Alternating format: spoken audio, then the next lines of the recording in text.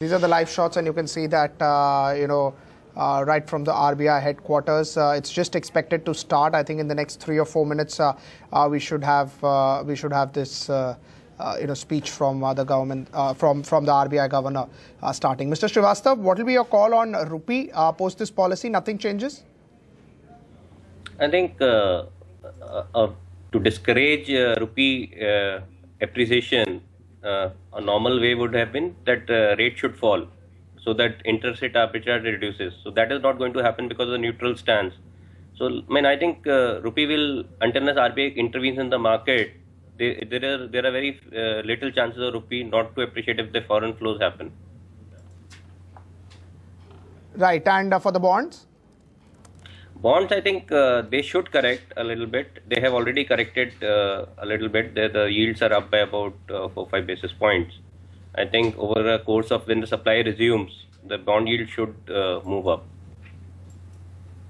Right, and the fact that they have allowed banks to invest into REITs and Investec, do you track REITs and Investec? Of course, they are not listed in India. They are yet to be announced. But do you look at them? Do you think it's an important step? It is. I think it will help the this alternate source of funding, which is obviously you can get money at easier terms.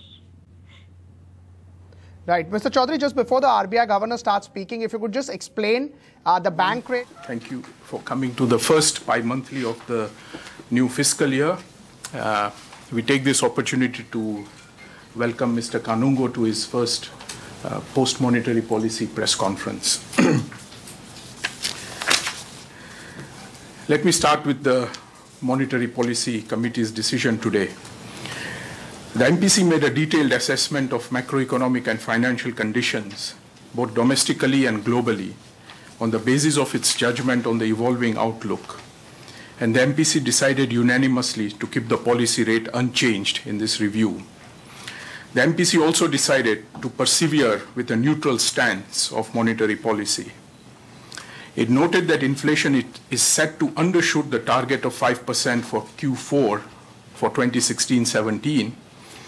For 2017-18, inflation is projected to average 4.5% in the first half of the year and 5% in the second half, with risks balanced around the inflation trajectory. The MPC also noted that GVA growth could strengthen to 7.4% in the current fiscal year from 6.7% in the last fiscal year, with risks balanced. The MPC saw the path of inflation in 2017-18 as challenged by upside risks and unfavorable base effects towards the second half of the year. Accordingly, inflation developments have to be closely and continuously monitored, with food price pressures kept in check so that inflation expectations can be re-anchored. Accordingly, the future course of monetary policy will largely depend on incoming data on how macroeconomic conditions are evolving. The committee took note of the reduction in bank lending rates, but saw further scope for a more complete transmission, including for small savings and administered rates.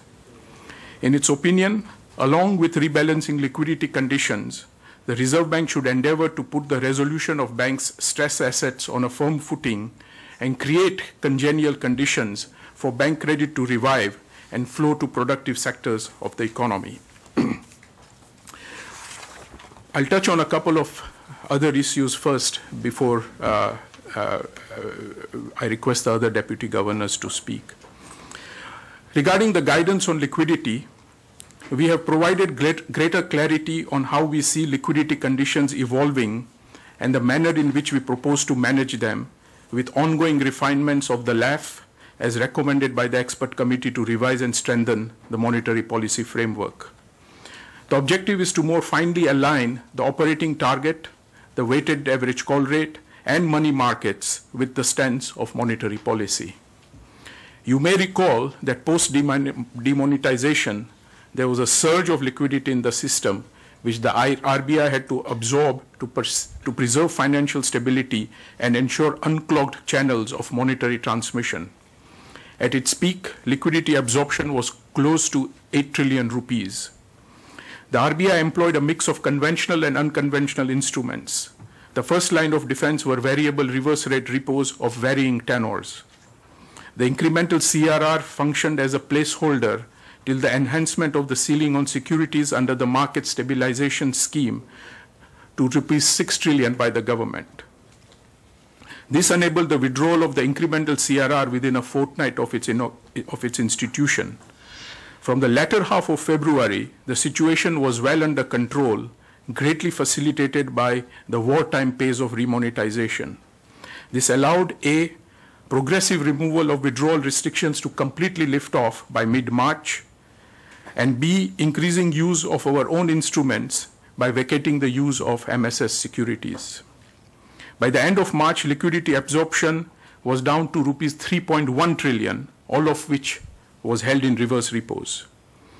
Looking ahead, and there are details in Part B, our endeavor will be to 1, drain out the remaining liquidity overhang, manage the new drivers of liquidity in 2017-18, and 3, ensure that the normal requirements of liquidity consistent with the needs of a growing economy are met. The first step, though not necessarily in chronological order, is the narrowing of the corridor to plus and minus 25 basis points. This is a continuation of the reform initiated in April 2016 when we narrowed the corridor to plus minus 50 basis points in consonance with the recommendations of the expert committee. The objective is to more finely align the money market rates with the policy rate, bring down volatility, and create conditions for improved transmission of monetary policy across the whole spectrum of interest rates. A collateral benefit that market participants should note is that when liquidity conditions flip to a tighter mode, the cost of funds through the marginal standing facility will be lower by 25 basis points.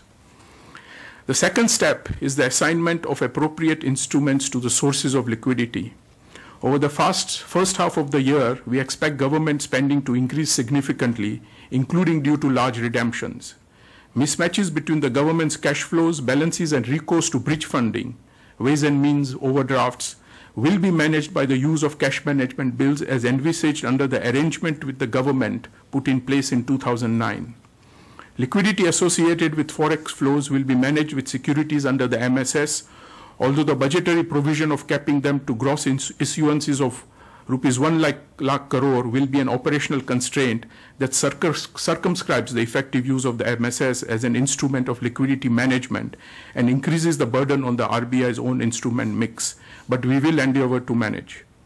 Durable and semi-durable liquidity will be managed with a combination of longer tenor reverse repos and open market operations.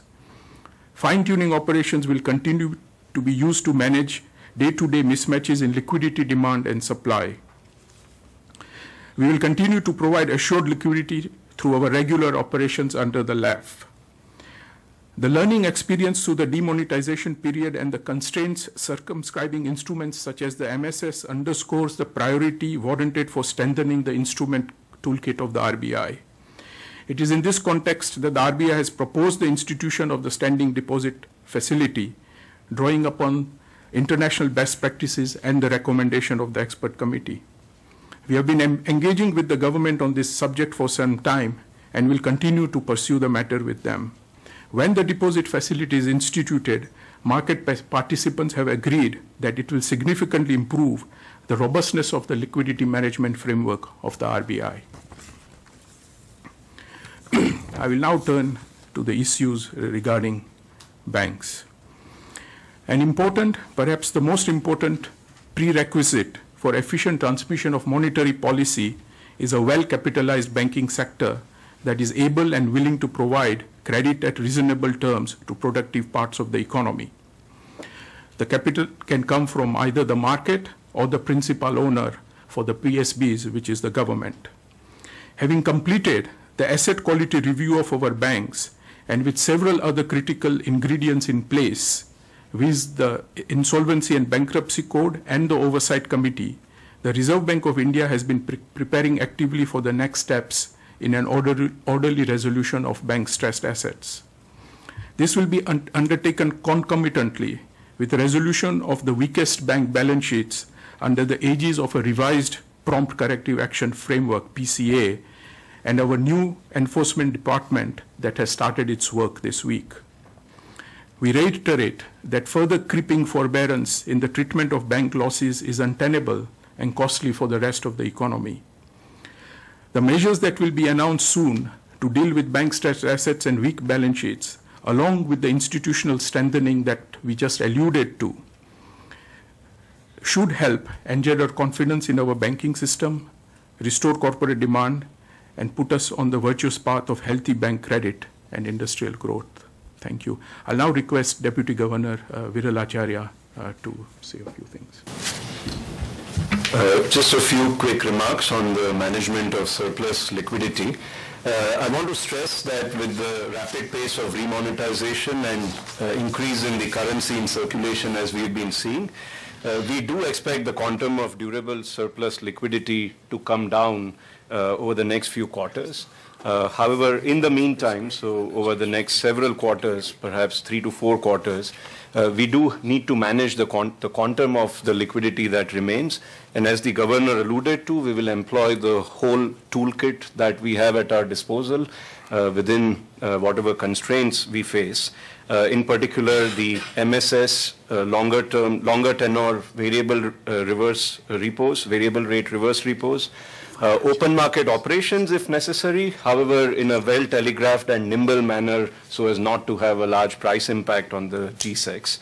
And in addition, we will keep dealing with short-term liquidity needs through overnight and shorter tenor repo and variable repo and reverse repo operations.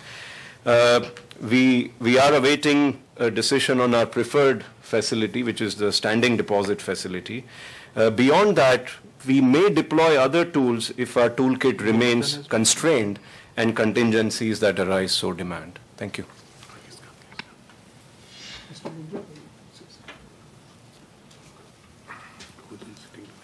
I'll a little bit elaborate on what Governor has already mentioned about the issue of asset quality. We have yet to get the final results of the Q4, which has just ended. But based on the figures which were available for December quarter, the various indicators of the stress assets, they have further deteriorated during this period, though there had been some positive signals in the sense that the pace of acceleration of new NPS, formation of new NPA had relatively, it had come down. The provision coverage ratio had more or remained stable. So resultantly, the cost of credit in Q3 had come down. The overall capital adequacy of the particularly public sector banks in Q3 was above the meeting the, I mean to say, regulatory requirement, but quite clearly there would be more demand on the bank's capital as we have completed the Q4 and going forward, and also the capital would be needed for supporting the growth. So having taken stock of all this, there had been an active engagement by the RBI as well as with the government of India, and all the tools which are required, all the options would be open and they would be employed. I think there is a clear acknowledgement and recognition that the asset quality situation in which we are, there is no one size which fits all. There would be case-specific instrument which would be required to be deployed, and a number of them were introduced by the RBI from time to time. So how to bring the faster implementation of JLF decision, how to enhance the number or role of oversight committees, or whether to look at the sectoral or size-specific approaches in achieving this resolution. These are all the options which are being considered and which are under active discussion. Thank you. PCA already Governor has mentioned. We expect to put the revised PCA framework by mid-April, and then it will become operative. There is another mention in Part B, which is of course away from the usual question which always remain in your mind, but as you know that RBI also does a lot of developmental work. So in the area of financial literacy, you will find that a pilot project is being launched, and post-pilot, I think there is an ambitious project of nationwide financial literacy campaign to be carried forward. Thank you.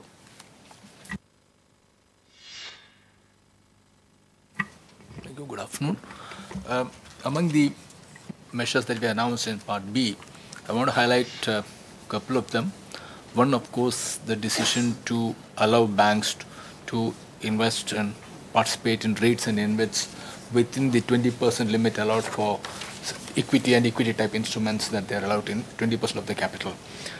But I think the more important announcement that we're making is with regard to the branch authorization scheme, where we are moving away from emphasis on a brick and mortar branch to a fixed location where service is available, banking service is available.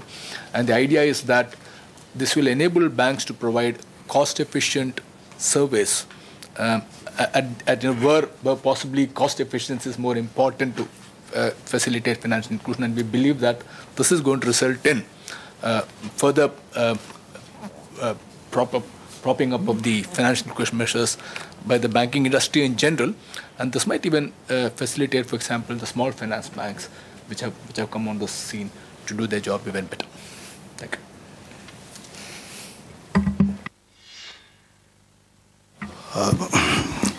I'll refer to just one most important development that has been a reference has been made to that in the policy. This is relating to the payment and settlement system, relating to NEFT actually.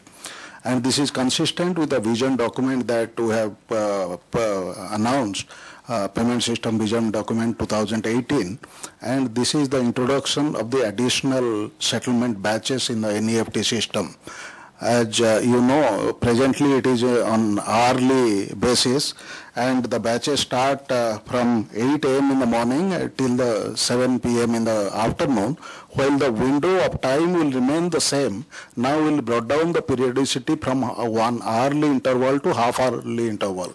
So consequently, 11 more batches will be introduced, which will significantly improve the customer service and increase the efficiency of the NEFT system. Thank you, sir. We'll take a few questions. May I request Mint? Thank you, Governor. Basically, the first question is: do you see any sort of impact coming from this excess liquidity on inflation going forward? And with respect to NPA, what is the total extent of SDR cases which have not reached any sort of resolution? One question at a time, please. So we'll just take the inflation one first. I think the important thing to keep in mind is that while there is surplus liquidity in the system, it is actually getting drained out through the large quantum of variable rate reverse repos that we are doing. So as of now, we don't have a reason to believe that there is sort of leakage happening through that into the inflation numbers that we expect. I think the main symptom that we are seeing is the softness of money market rates at the short end. Other than the weighted average call rate, if you look at the CBLO rate, in some case, sometimes market repo, treasury bill rates, these are softer and they've been at the lower end of the LAF corridor. And a part of the intention of the narrowing of the corridor is to anchor these rates closer to our target policy rate. And as Governor explained, of course, this means that even when we are in a tight liquidity situation, the upper end of the corridor would now be lower at 25 basis points above the policy rate.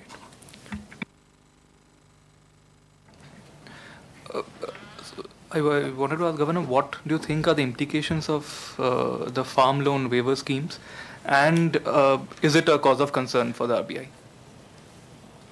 You know, there are several conceptual issues if one were to put one's hat as an economist on.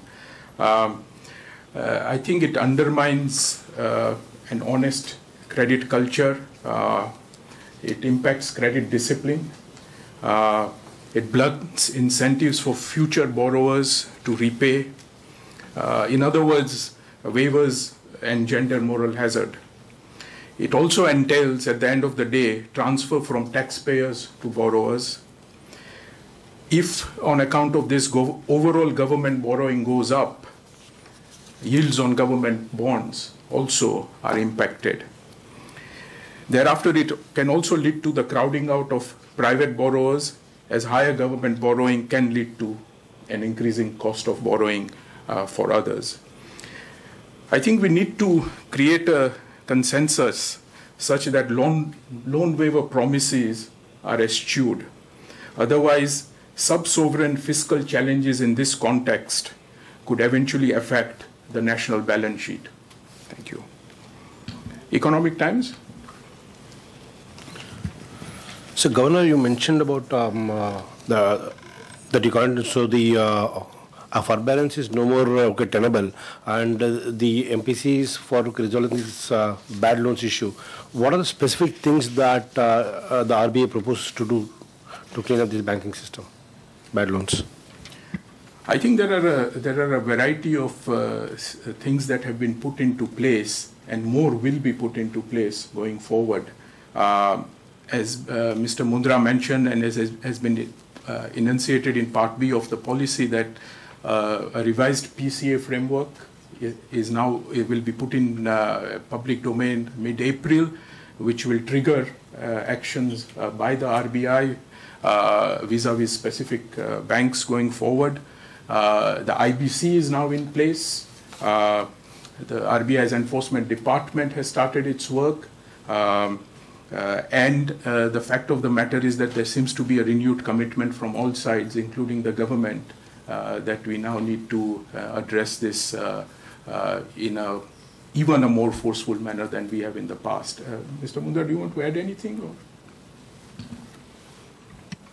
I think I did mention in my opening statement, but one thing is very clear. A number of instruments which were already introduced, if there is a need, there could be relook even at the existing instrument. But the message which we are trying to give is that all these instruments are meant for resolution in a serious sense and not for postponement of a problem. And I think that would be the basic focus going forward.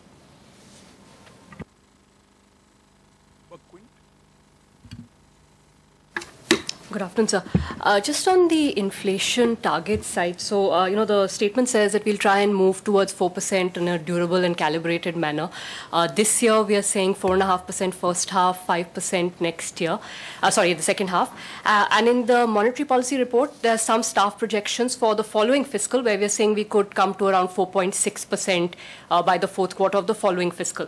Should one understand then that the RBI is comfortable with staying above that 4% mark for the next couple of years? I mean, there's no time guidance, obviously, but if the projections are suggesting that and we're maintaining a neutral stance, should we read into it to mean that we're okay with this? So as you rightly read into the MPR and other places, what RBI is signaling is that the move to 4% is going to be challenging. There are no lucky disinflationary forces in the horizon that were there in the past. And therefore, it is in this context that they move the stance from accommodative to neutral so that there is no one-way bets on the way RBI moves. So the evolving outlook will decide how the RBI will move, but it is cautioning you that inflation is elevated relative to where we want it to be.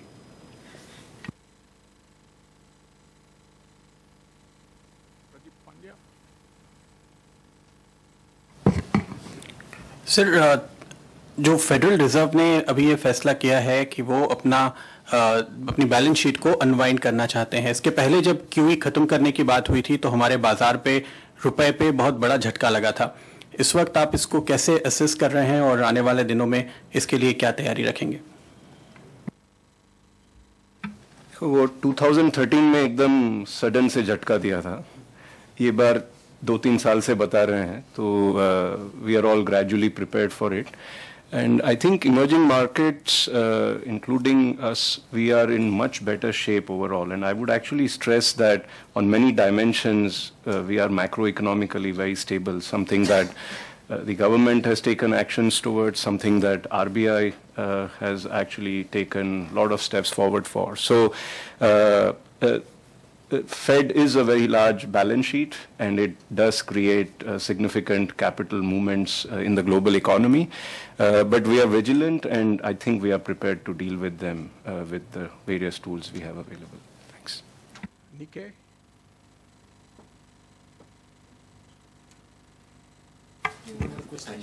No, thank you. To pass? Okay. PTI?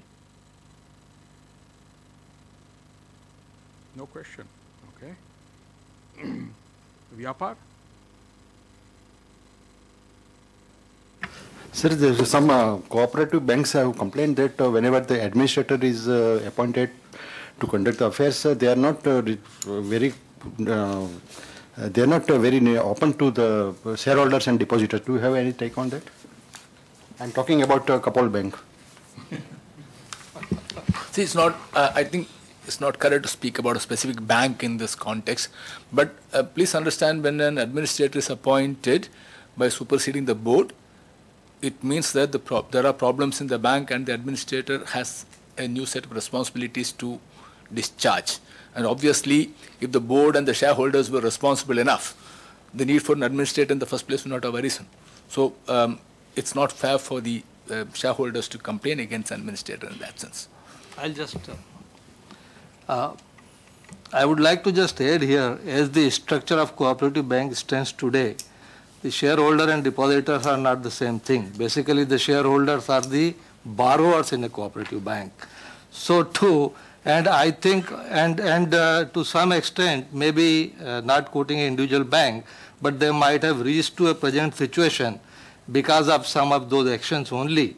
So I think if administrator is working towards the safeguarding the interest of depositors, it may appear a little bit, difficult to the others. Times of India? Governor, the yield between the difference, the spread between the yield on long-term bonds, like 15-year bonds and home loans, is narrowed considerably. It's probably less than 100 basis points. Just want to know whether you're comfortable with this kind of narrow spread, or you expect some correction going forward. I mean, I don't think that at this juncture we are particularly concerned about the narrowing spread. It reflects a variety of factors, including possibly slightly late transmission, so that's why it becomes evident. It could also reflect that the credit score and the credit culture in this particular sector continues to be good, and so there are no reasons at the moment why we should be concerned about the spread coming down. It's a fairly secured asset, which there is a long history of dealing with delinquency in the sector. So I think it broadly reflects market forces and the fact that housing has become an activity where there is a fair bit of government support also, which has made it affordable going forward. CNBC. Well, to continue with what Ira asked you, Governor, you are speaking about upside risks to inflation. So should we assume that even this movement to neutral can't remain for long, that if you have to get to 4%, you will have to even go beyond neutral and get to hawkish? The committee has also pointed out a couple of downside risks.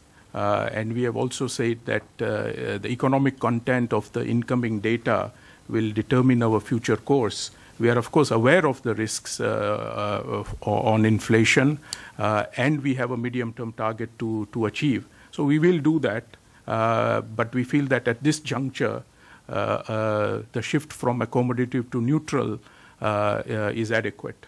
Thank you. I think we'll end there. Okay. Thank you.